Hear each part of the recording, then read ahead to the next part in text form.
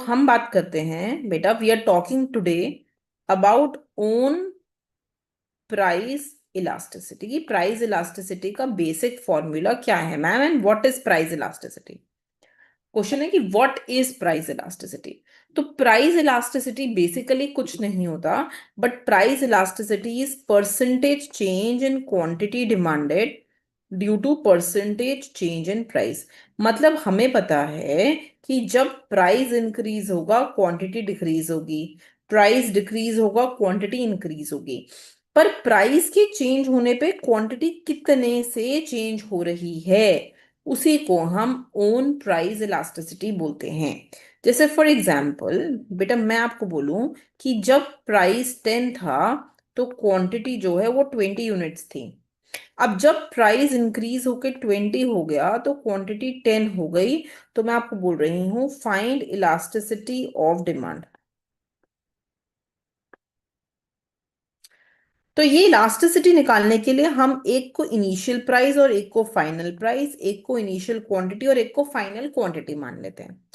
अब हमारा elasticity of demand का फॉर्मूला हो जाता है percentage change in quantity demanded upon percentage change in price. Percentage change in quantity demanded formula is final quantity minus initial quantity upon initial quantity into 100। क्योंकि percentage है ना, इसलिए 100 से multiply करेंगे।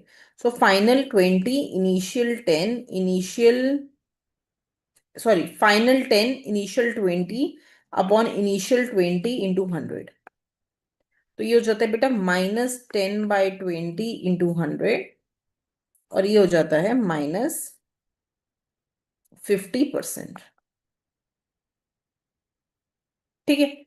अब हम बात करते हैं परसेंटेज चेंज इन प्राइस की। इसको हम लिख सकते हैं P2 minus P1 upon P1 into 100। तो बेटा हमारा P2 है 20 और P1 है 10।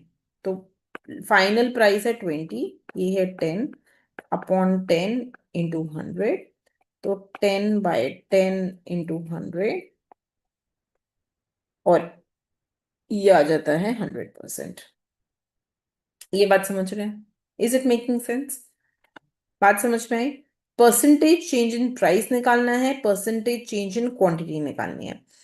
अब जब परसेंटेज चेंज इन प्राइस निकल गया and percentage change in quantity निकल गया, you can plug it in the formula.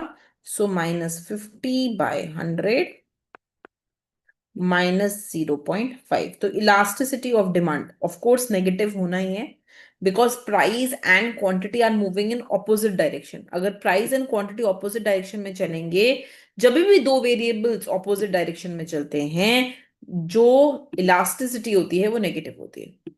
whenever two variables are in opposite direction, elasticity is negative। ये बात समझ में आती है? so you get the answer as -0.5। is it clear?